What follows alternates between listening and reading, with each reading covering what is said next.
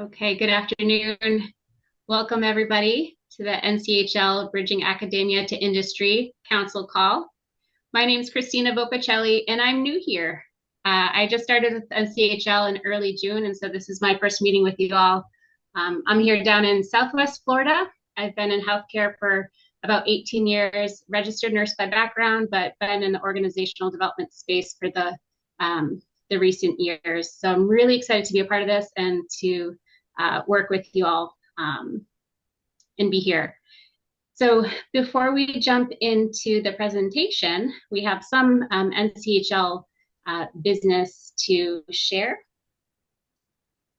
I'm going to pull up my screen here.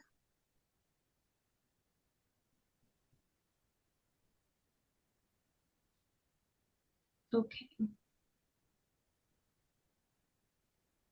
Let me know if you can see the PowerPoint with the agenda. Yep. Okay. Okay, great. So you probably have gotten the invitation, or it might be in your email. You may have seen on social media, but if you haven't heard, registration is now open for the Fall Leadership Excellence Summit in Chicago.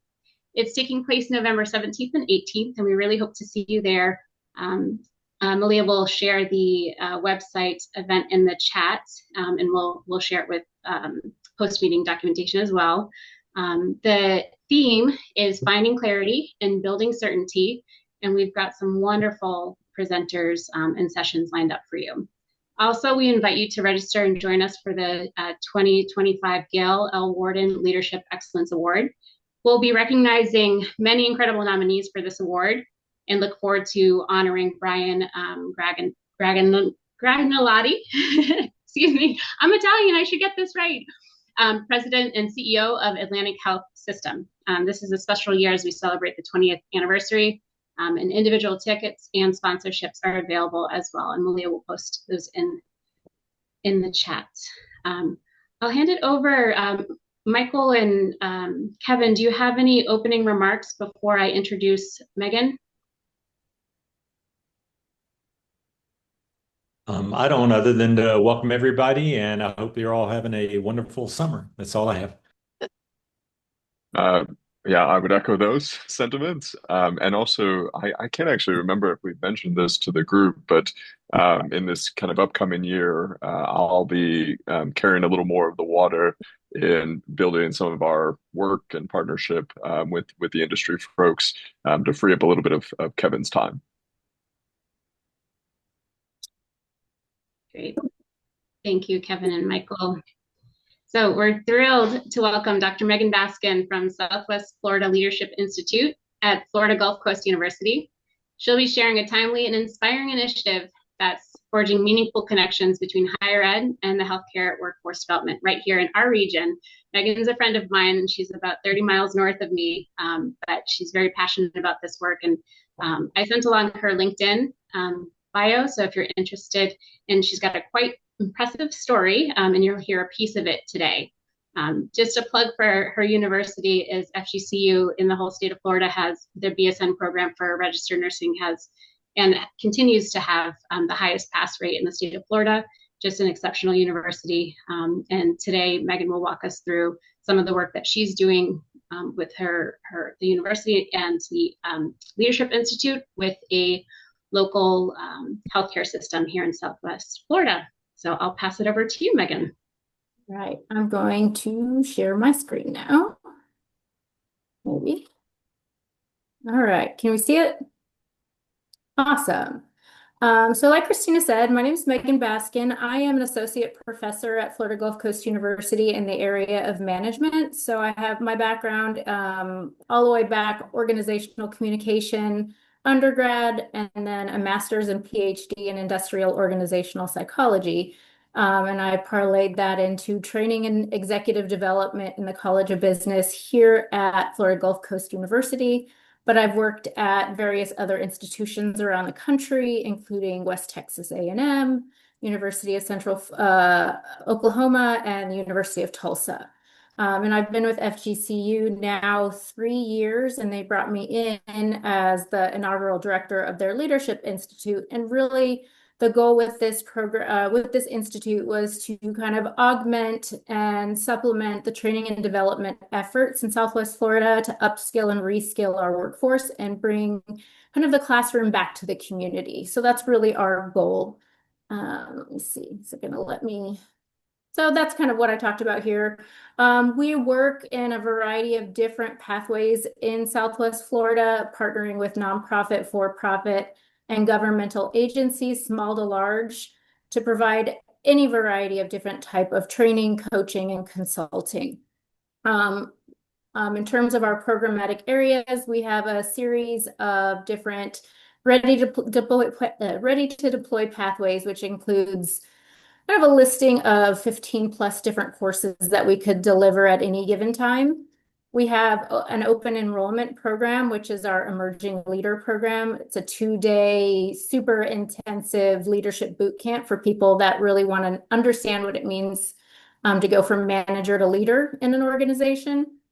Today, I'm going to talk to you guys more about our customized training solutions and our program partnership with Lee Health, the largest employer here in Southwest Florida. And then we also have our strategic community partnerships where we work with area chambers and associations in their kind of leadership development programs to provide any variety of different speaking engagements and keynotes. So just to get right into it, because this is what you're probably curious about, we have a partnership with Lee Health that started pretty much right when I got here in 2022. And Christina was even on the front end of working in her role at NCH at the time to develop partnerships between the university and the healthcare system here in Southwest Florida. So for about a year and a half, I sat in on thinking sessions with the leadership of Lee Health, which is about 16,000 employees here in Southwest Florida in our 5-county region, to kind of figure out what were their big challenges, their pain points, what they were going through, and really where their current training and development space wasn't providing that area or that expertise. From there, we developed a competency-based culture assessment based on some national, and I don't know the term, I don't know the actual assessment, they brought it in, based on different competencies in the healthcare space to understand where did the employees and the physicians in Lee Health feel most competent, and where did they feel like they were lacking skill sets in terms of their job. So we did this survey, and ultimately what we found is they did not understand their culture. They were going through some major culture shifts. The hospital was using a lot of different terminology to shift into more of a value-based care model. And from that, there was a lot of confusion about who they are, where they were going, and what value-based care was. So from that, we decided to focus on a program. We call it Systems Thinking for Healthcare Leaders, but it really incorporates the idea of value-based care because they go really hand in hand. And we brought together faculty in our College of Business and our Marib Health Sciences College in Health Administration to co-create a 3-part program for Lee Health. And that launched in April of 2024, and I'll get into what it looks like in a minute. But another area that we identified in that survey, which was an area that was lacking, was financial understanding of leaders in the organization and the ability to have concrete, legitimate business acumen conversations across different sectors of the healthcare business. So does a nursing director understand why their request for certain funds or projects is not getting approved? So we wanted to we're in the process of creating a program which is really directed at non-financial leaders. So people that lead in different areas to make them more, give them the ability to have the conversation and be successful in their budgetary requests. So we're focusing on that financial acumen for non-financial leaders. And that is actually launching next month, which I'm super excited about. So our Systems Thinking for Healthcare Leaders program, it's a 3-module program. And if I backtrack a second, FGCU is really big in the micro-credential space. So this is also a micro-credentialed program that's backed by FGCU. So for a program to be micro-credentialed, we have to have industry partnership or community buy-in. Because we want to ensure that we're not creating something that nobody wants. So part of this program, we have pre-work, so they engage in a significant amount of reading, pre-reading, pre-assessments before they come in person to our trainings. And it's 3 parts, so they come 3 different days for 3 hours each time. And so the first module is a systems thinking. It's more managerial concepts. So understanding your organization as a system, understanding the principles and components between of like formal methods of thinking about systems, and then how do we analyze the success of our system. From there, we moved to module 2, which was principles and practices of value-based care. And this was taught by our head of our Marib Health Administration program. And this is really focused on, and we really honed in on this with Lee Health, is what was their message about value-based care? What was value-based care to them? So it looked at value-based care reimbursement and operating models within a system and understanding why value-based care and understanding value-based care as a culture. And more about how do we effectively communicate with patients and professionals to have these, to remove the silos across our organization. So that was the second module. And then the last module, both trainers come back together and they have an application-based session for 3 hours that includes discussions, case studies, role plays, and moves into concrete development of initiatives that they would like to see put forward that were cross-disciplinary, that, academic word, cross-disciplinary in the system. So how can we better communicate to advance value-based thinking in our organization? These are concrete initiatives, and this is how, in my role, I can behave on a day-to-day basis to ensure that I am continuing the systems thinking with a value-based care culture mindset. So they complete all 3 sessions, and then to earn the micro-credential, they have to sit through 3 assessments, so 2 tests essentially over the first 2 topics. And then the last assessment, they have to put forward kind of 3 strategies within their position that they want to take back to the organization to continue the conversation and ensure that value-based care isn't lost after the training. So that is kind of in a nutshell what the program looks like. Since April of 2024, we've put 14 cohorts through the program, total of 364 individuals that are at the director level and above, including the entire senior leadership team and president of Lee Health have gone through the program. We've issued 225 micro-credentials because not everybody earns it. Not everybody, does all the work. So we don't take it lightly. And then also in the process of this, we actually got a $60,000 in joint grant funding in Southwest Florida to continue the program. So it's just been a really fantastic initiative here in Southwest Florida. So significant that they wanted to, again, put that finance program together. So before I talk about finance, do you guys have any questions about our systems thinking for healthcare leaders program? And I can't see anybody if there are. I feel like they're absorbing it all. I know it's a lot. The end, yes. Okay. Like I said, we haven't launched the finance program yet, but we've been designing it since March, I would say. That's when we launched the focus groups and conversations with Lee Health for our finance program. So finance for organizational leaders, again, micro-credentialed program. And this is a 4-module program. So working with our finance faculty and again, a healthcare economist from our health sciences program here at FGCU. So the first two sessions are more financial fundamentals. So understanding what KPIs are, how do we measure KPIs, making and assessing financial decisions, so different costing models, et cetera. And then module 3 moves into really understanding kind of the operating costs, net patient revenue, kind of getting more in the space of healthcare finance. And then module 4 is actually run by Lee Health. So everything that we talk about in the first 3 modules, then they come in on their last day and they actually have to work with they get to work with the finance team to understand what the finance team wants of them and the why behind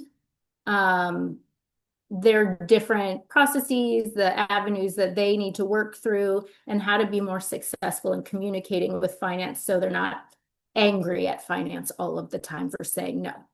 And really that was the goal, just better acumen, better communication across the different areas because finance is hard and I can't wait to take this class because I know nothing about finance either. So I'm really excited about this program. And even just in the launch of this program, in the marketing of it, we've already had multiple organizations outside of healthcare that want us to deliver the same program in construction, in nonprofits. So this one has been one of those that we've identified as a huge area that's a skills gap in our community. But I don't have numbers for you on this one yet. But same idea, pre-work, post-assessment, issuing of micro-credentials. Yes, Joyce. Joyce Ann. So quick question. So, and I may have missed this at the beginning, was this something that was instigated by Lee Health or by Florida Gulf Coast? Like where did it come from? Yeah, where did it come from? So actually, Christina knows a little bit about that background, but I can give you my understanding. The chief people officer at Lee Health was a huge advocate for the establishment of the Southwest Florida Leadership Institute because he's very big into academia and those partnerships. So prior to my starting at FGCU, there were conversations about with Lee Health and NCH, which is our other hospital system here, partnering with FGCU to create academic programming for the different healthcare systems here in Southwest Florida. And that kind of didn't go anywhere. And when they brought me on as the director, I reached out and they said yes. And so we started with a kind of culture and skills gap assessment to determine kind of where the needs were. So needs assessment. And are you using full-time faculty from Florida Gulf Coast, or are you bringing in contractors to No, help? the trainers for 90% of our programming are full-time faculty. And discipline specific to the content area they're teaching. Mm-hmm.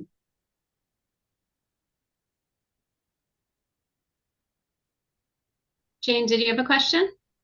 Yes, thanks, Christina. Megan, this is really interesting. When you say micro credential, do you mean that they get credit at the university, or is it some other kind of credential? And if it is credit, can they use it subsequently towards further education? So this is a fantastic question. Micro-credentials are kind of the new wave of academia right now. And it's not just academic institutions. You see LinkedIn issuing badges, digital badges, micro-credentials. But essentially they're non-credit bearing programs, but they're also backed and tracked by the university. So we have to have significant academic rigor to issue a micro credential, and there have to be assessments because they're tracked. So if the individual that goes through the program earns the micro-credential, they say add it to their LinkedIn page or the digital badge to their resume. You can see what they had to do to earn it. It's kind of like a digital transcript that moves with their career. So that's what I mean by micro-credential program. They're short courses of program that augment academic learning. Now, we at FGCU and other institutions around the country are looking into how we can use micro-credentials and how they can be used for credit for prior learning. So if you've earned so many micro-credentials, can they be stacked to give you course credit? That is something that's like early in its infancy in the micro-credential space. But the idea is these are concepts that you might not necessarily learn in a traditional academic program. So they're meant to augment traditional academic learning, if that helps. Kevin. Not really a question, just kind of following on the previous question. Whenever I was at St. Louis University, we had a relationship with the local health system there that had similar type of training for the health system's workforce, and all the faculty that taught into it were a mix of people from St. Louis University and from within their organization. So, like their chief of marketing would partner with the marketing faculty to teach marketing to students within their health system. And they went through a series of classes to get basically a micro credential from that organization that they could actually convert into an elective credit and apply towards an MHA if they wanted to go further and get the degree. So that's an example of an academic institution and a provider institution doing something that looks more like workforce training and development that can be a feeder into an academic institution. I think I forgot to mention too, the systems thinking for healthcare leaders badge is also built into Lee Health's performance management system. So it also helps with individuals wanting to get promotions. It's essentially used as a plus factor for getting promotions in the system. John. Thanks, Megan, and thanks for this presentation. This is really wonderful. Just a quick comment, kind of picking up on what Kevin just mentioned, and maybe for your consideration in Florida. We don't have any micro credentials right now. We are looking at doing certificate programs where someone can earn, let's say, by taking 3 credit-bearing courses, a certificate that we can then apply toward a degree program. And so we're looking at that. We just launched, and I'll be happy to share feedback at a later date, but we just launched a leadership micro credential for a number of students. And so they're doing it through our Griffith Leadership Center, and we're going to see how that goes. And it may be a model worth replicating by other schools, but I'll let everyone know later on.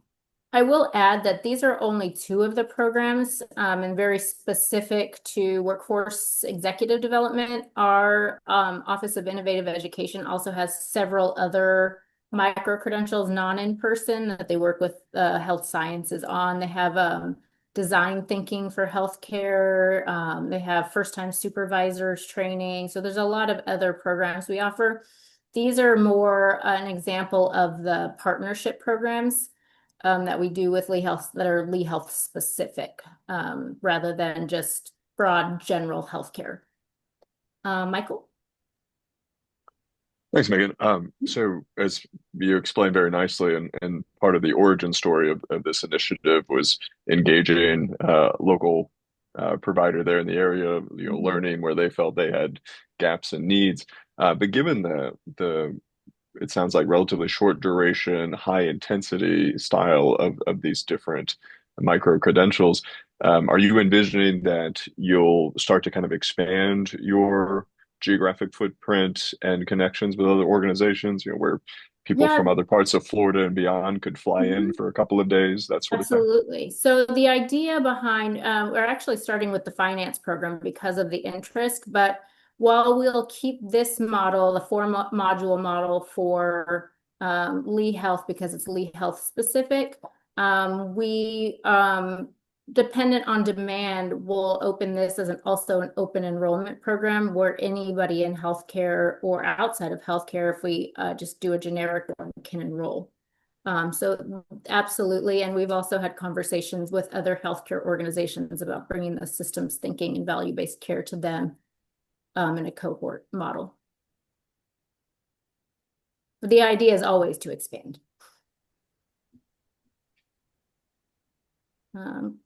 Karen? Yeah, Megan, thank you so much. This is really wonderful. I appreciate it. One quick question, kind of going off of a previous question, is just around CME credits. Do you offer CME credits?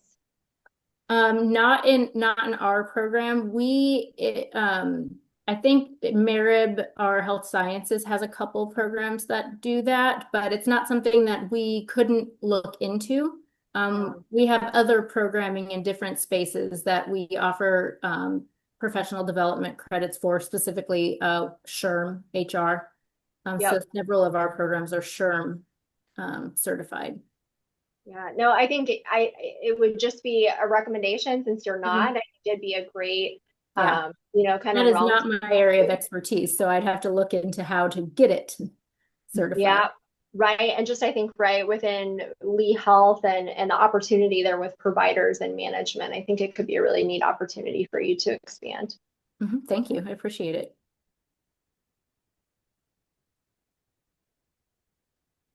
And I'm not always this fancy. I have an awards banquet to go to after this. I will say just a comment about the origin story and the leadership that was required to launch such an innovative program in our region. Is it really was, the brainchild of both Michael, and I'm going to mess up the last name. Megan, help me with it. Wikich. There's a lot of letters in there for just that short sound. But Michael is our Chief People Officer at Lee Health over in Fort Myers with the workforce of about 13,000 for acute care. There's 16,000 now. 15 now, yeah. And then also, your president at FGCU, Dr. Ashigal Tamor. These relationships within the region don't just happen. These projects don't just happen. They are born out of innovative and forward-thinking leaders who want to really transform the region. And so those kinds of partnerships help continue to the resilience and that's required to build something like this from nothing. So I just want to acknowledge that. And then, of course, Megan coming in with her tenacity and direction to actually have it lift off is amazing. I had the opportunity to attend a couple of weeks back, and you have a room full of 30 healthcare leaders that are both clinical and non-clinical, and they have the opportunity to read the case studies and a lot of interactive opportunities. So, Michael, to your point of anything on site, there's definitely an e-learning kind of component to it, but making the most of the time together so that it's a meaningful, valuable learning experience. I would say that's been one of the biggest takeaways because they're 16,000 employees strong. They come to the cohorts, they're mixed cohorts across the entire system, and they leave knowing more about their system and making connections across the system. So the networking component of the in-person has been really kind of valuable. Forrest. Yes, thank you, Megan, again for your presentation. I had a question. It's similar to it's related to Jane's question in the chat, and it might be a little sensitive. But as an institute, what's the relationship from an incentive standpoint with the broader business school and the university in terms of expanding, right? So you want to add clients and kind of build out, but could you share with us a little bit about how you're incentivized at your level and the institute is incentivized to actually, create these programs and continue to expand? Really, I think a lot of it had to do with, my role is 50% administration. So I am 50% faculty, 50% administration, and I was given, and this is probably too much information, no goals, just build this and they will come mentality. But one of the university's strategic pillars is community partnerships. So in terms of this institute and its placement within the university, it's kind of extremely high value and championed by the university. Now, while we are an institute that's part of a non-profit, not-for-profit university, we do charge. So these are not free programs. So we generate, I think since we've started here at the university, we've generated $750,000 in revenue in training and development. And that goes back primarily to our faculty. And that's how I keep getting our faculty back into the training seat, because they make more doing training and development than they do taking on extra classes. So this has allowed us to generate additional income for our faculty across the different disciplines. And then in the area that we have money left over, we develop fellowships for research in leadership across disciplines, and provide scholarships for individuals in the community to attend different leadership development programs, even outside of ours. So learning about our community and community leadership development. So it's really just, a labor of love in terms of incentive, but there's also huge monetary gains to both all of the faculty trainers and our College of Business. And is there profit sharing at those levels? No. So you guys get all the dollars go straight into the institute? Yeah. Mm-hmm. Okay, that's good to know. Thank you. Hopefully they don't take that away. Yeah. Megan, maybe just now we're good. With respectful of your time that you have, we did have a really great question from Okay, sorry, Mindy. Didn't see the chat. Oh, that's okay. Yeah, it's kind of pointing to the initial funding. So perhaps maybe a little bit about Future Makers, if you can, in the time that you have. So, well, the initial there was no initial funding for the institute or this program. So part of our contract with Lee Health paid for the development of the program. So the way we form our contracts is we design a scope of work. We have a developmental cost, and then we have a cost per running every cohort. So we worked with them to develop the program. It was so successful that we did an RFP in Southwest Florida, got a $22 million upskilling and reskilling grant from the Department of Commerce. And as part of that grant, through our community foundation, Lee Health and the Leadership Institute co-applied for $60,000 to put an additional 150 people through the program.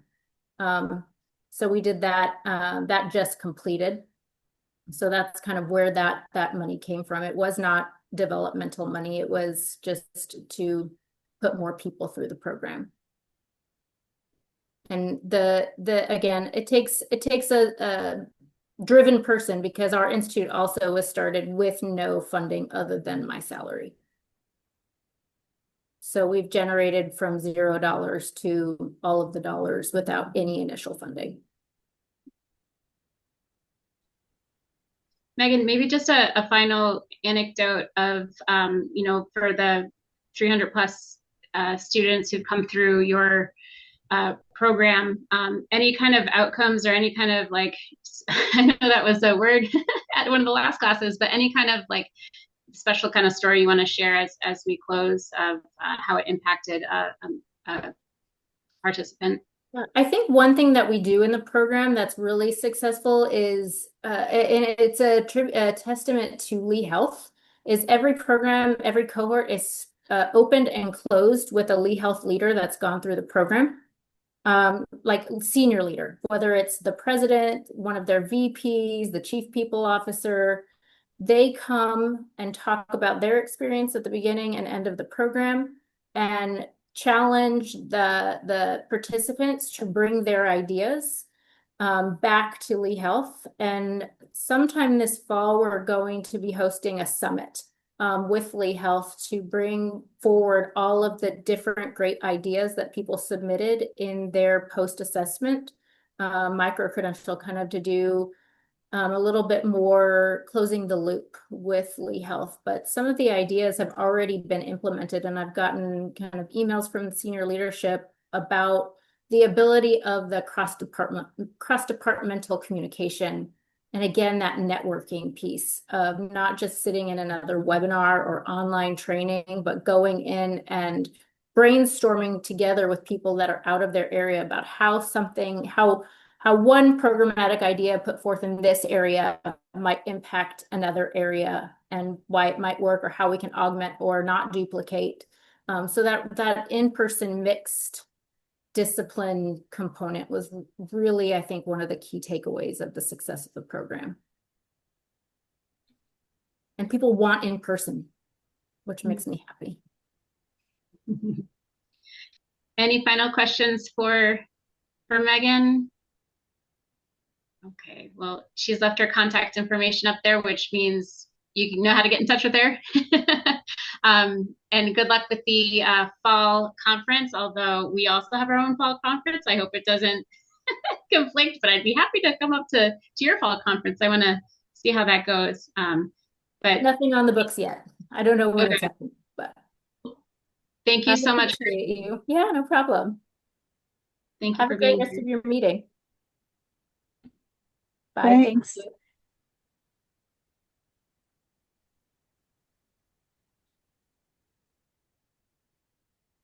Okay. All right, we are back. All right, well, I appreciate the dialogue and all the great questions and notes. I'm getting a feel for how this, what's important to this council and how to make the most out of these relationships that you're forging here and developing here, and the expertise that you all have to share, and then areas that we want to learn and grow. To that point, since we're always looking to the future on how we can make the most of our time together, we want to know what's important to you. And so what I'd like to do is in Zoom, you don't have to go anywhere, but in Zoom, I'm going to share a poll. But let me show you what the questions are first. Let's see which one am I? Were you able to see my PowerPoint there, Malia?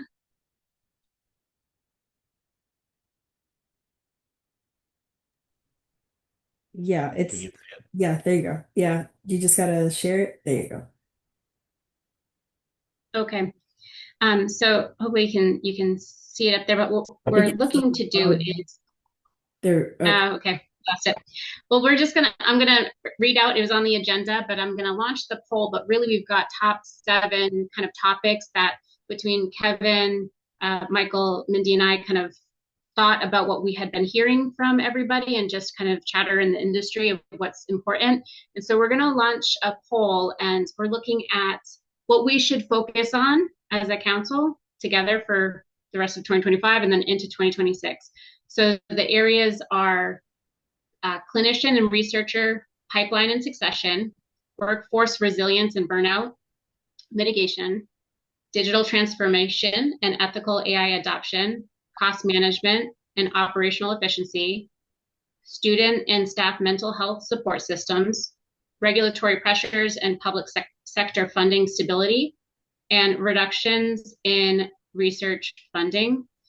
So I'm going to launch that, and it's a ranking thing. So out of all of them, whatever's the most important to you, put up at the top, and then what's less important, you can put at the bottom. So I launched it, and it should be there for you. That comes up in Zoom. It's a Slido poll.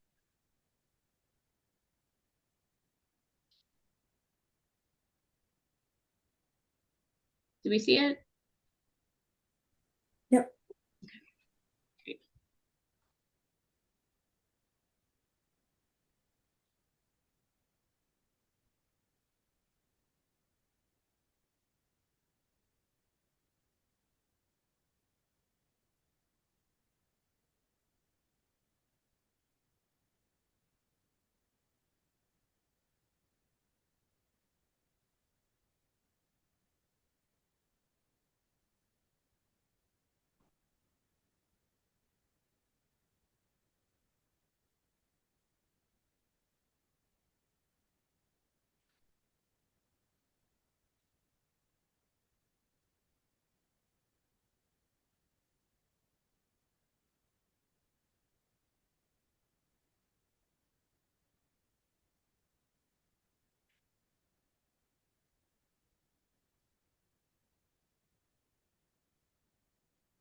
We've got 5 votes secured. So hopefully we can get a couple more votes secured before we end the polling.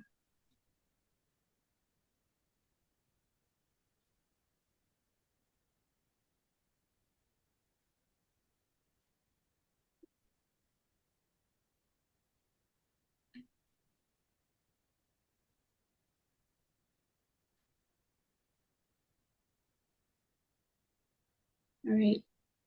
I think everybody has entered. It doesn't say anybody else is typing. Are we good? Okay. Let's take a look here. I'm going to pull up the results on the next screen.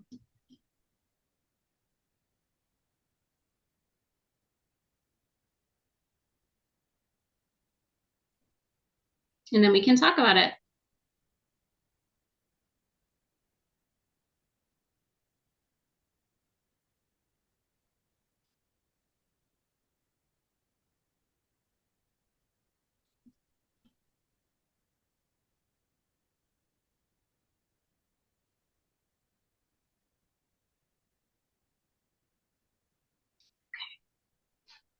Very good. Thank you. Thank you all for taking the time to do that. Okay.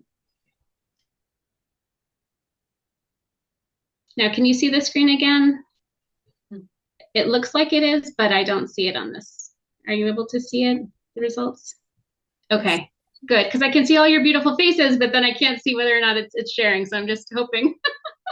um, so they're weighted, and so it looks like top of mind for everybody. You can see the results, but to go through digital transformation and ethical AI adoption, and then regulatory pressures and public sector funding, and then cost management, number 3. I'll just kind of like open up for these topics that were shared for how they fell. How are you all feeling about this? What kind of concerns? What keeps you up at night? How can we use this information to guide this council?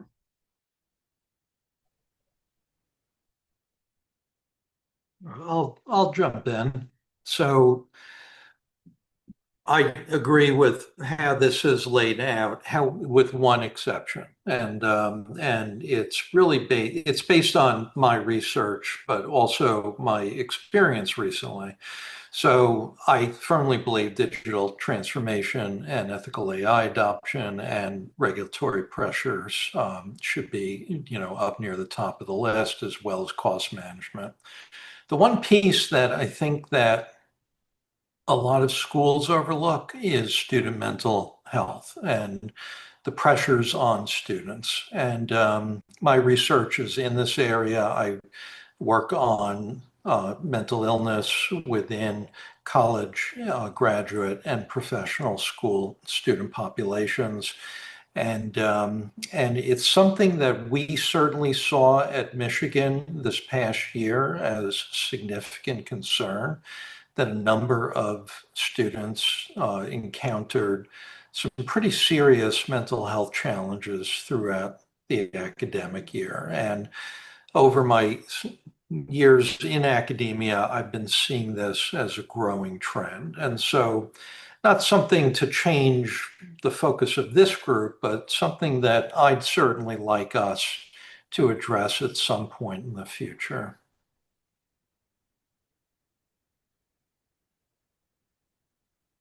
Thank you for sharing. I think part of how this helps us rank is that we know all of it is important. All of these are important, and then how best to kind of move forward. But things may shuffle along the way too. So we can all agree that these are all important, and then kind of move forward, and then share, are there things that are going on in different health systems that are supporting their employees, their workforce, their talent, and how can that be translated or supported within academia? I mean, those are kind of some ideas. Joyce Ann? Just a quick question. So, just so I understand academia to industry, because I haven't participated in the prior meetings, but would there be opportunities for the health systems to participate? Because even that presentation that was just done was super, I think, interesting and useful for health systems to hear about that may not be doing this kind of work with local universities and then cross-fertilizing kind of that opportunity. And if that's the case, then with some of the results of the survey, which of these are most interesting, or our industry most interested in? And then how do we bring them into talking about some of these? So I think in terms of the student and staff mental health that John just alluded to, I mean, that goes across even, of course, into clinicians and everyone else within a health system. So I can see where just the general sense of mental health support could be not just university, but also industry. But in many ways, some of these also cross that. The, digital transformation and ethical use of AI in the workplace versus in the school. Also, I mean, there's just many opportunities here. And so just would like a better understanding of how that would happen as part of this group. Yeah, you're bringing up a great question. So it's my first council meeting too. So we have that in common. And I understand there's been a lot of kind of like work to be able to guide and bring committed leaders together. And so we've got, tremendous ties with our academic partners who are on the call here. And so part of our challenge and opportunity is to do a lot of outreach to our industry partners and healthcare organizations. Our hope was a topic like today with FGCU and with the Southwest Florida Institute is to kind of launch that kind of conversation. So the recording will go out to members. We'll be sharing that as just an idea to be like, oh, that's a council that I could really be a part of. And I see what they're doing over there, right? So I think that's what our hope and goal is for that. I appreciate that. And that's really kind of the focus here too. And to your point about sharing this and getting healthcare organizations feedback on it, that's something that we'll take back and figure out how to solicit that. I think that's a great point. Well, and for an organization like Rush, where, the university is part of it, but so is the medical center, I could have thought of 3 people in HR who might have been interested in that topic. So that's great. So they'll see that come through on their end in terms of here's something that might be of interest to you. It's great. Thank you. Thank you. And just to kind of tag on to your points there, Christina, I think what the goal that we're moving this whole group towards is with these topics, what are the areas that are of interest to us in academia that align with our department's skill sets in our faculty? And how do we want to collaborate with industry organizations that also have interest in these topics? And certainly, Rush can work internally on these issues with your faculty and your healthcare system. But what we're really kind of hoping this eventually evolves into is us collectively as academic organizations working collectively with multiple provider organizations to solve problems that are of mutual interest to academia and industry, using people like us who have skill sets that align with some but not all of these topics. And so this is the early stages, finding out what are the topics of interest to us, what are the topics of interest to them, what are our skill sets, what are their needs, and then trying to figure out how we can start doing some partnering on a bigger scale. And then maybe just a shameless plug, but if you'd like to bring some of your folks at Rush to an upcoming meeting, we'd be happy to have them join.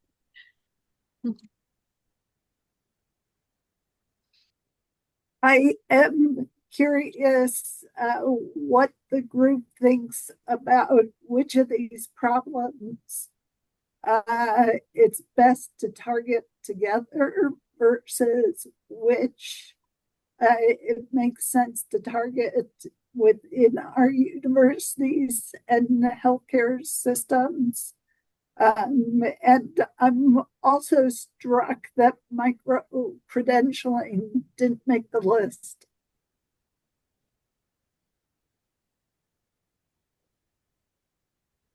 It certainly can. It certainly can. I'm sure this list will grow, but it sounds like it's, I mean, it's top of mind now, and definitely a way to offer high level, rigorous education for healthcare leaders and leaders who are interested in learning, who may not be able to commit to a master's program or may not be able to commit to something like that, where we're very competency focused on a specific behavior that we want to move. So I can see how that would be of interest to both, and there'd be a shared mutual appreciation for the development of something like that. And we talked about that back in Chicago at the conference this past fall, was that it would be great if there are industry organizations, our partners, that wanted to develop some sort of ongoing educational content for their workforce, and we could partner with them to develop that type of content. Then it would allow them to be able to slowly start grooming a lot of their lower level workers and people who have moved into leadership positions that don't quite have the skill set yet to be truly effective in the positions that they're in, and that we can kind of start that movement to giving them those skill sets that they need. And that would be a way that we could partner as academic institutions in helping industry grow and evolve their workforce. So that was something that we had talked about, but it was about a year ago. Yeah. I can tell you that from Pitt, the ones that I think would appeal most to our faculty probably are numbers 2 and number 6: regulatory pressure and funding, public sector funding availability or stability, and then reduction in research funding. Those are the 2 topics that probably appeal most to the faculty that I can tap into within our department. But the one that appeals to me specifically the most is the cost management and operational efficiency. Well, it's interesting because I do think that micro credentials count towards not cost management, but one way to manage budgets within our departments. One issue with micro credentialing is the quality standards that people bring to micro credentials. And this is kind of out there, but what if this group, put some value behind a badge or badging that our members do?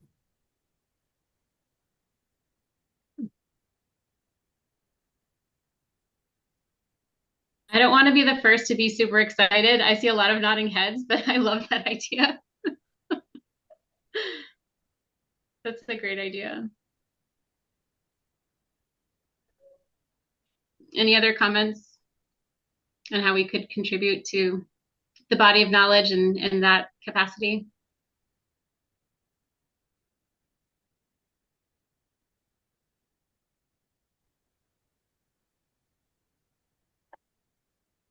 I guess I'll just throw out just an idea or a thought.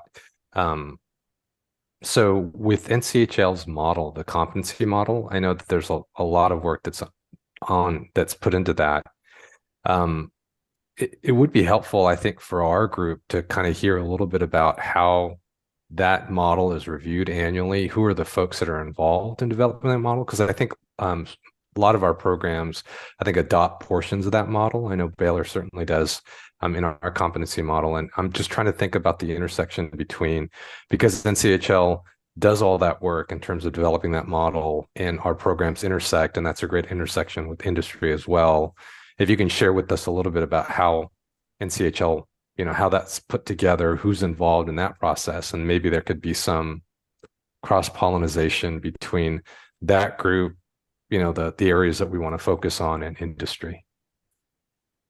Yeah, Yeah, I'm happy to speak to that. I'm Mindy. I'm the new CEO of the organization, and I am also learning at this point about the competency model. We are in the process of getting ready to launch an RFP to update that. So I think that your suggestion to potentially think about ways that we could incorporate the academic area in that process, I think that there could be exceptional value there. We have interest from Christina, correct me if I'm wrong, I think 5 potential vendors who are interested currently in receiving our full RFP. And in my mind, we're probably looking at that rolling out within about the next, I would say 4 to 6 weeks. So I think we're at a great point for Christina and I and our team to take a good look at that process and see where we can potentially lean into the academic components of that and make sure that that is heavily considered as well as the industry side as we move forward with those updates. And there could be two benefits there. One is that a number of our programs already use some version of the NCHL model, so we're already familiar with it. I know that we use a subset of it, 20 of them. And so there's some familiarity. And then as more organization or more academic partners get involved with it, there may be some more that decide that they want to adopt it once they become more comfortable with it and actually play a role in helping evolve it forward. Yeah, I love that. It's a great idea.